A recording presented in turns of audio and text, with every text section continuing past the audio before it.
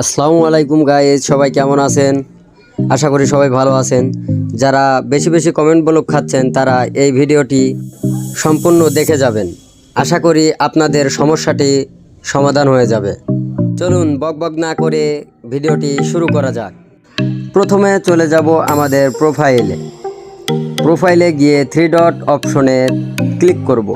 Click করার পরে activity লগে ক্লিক করব।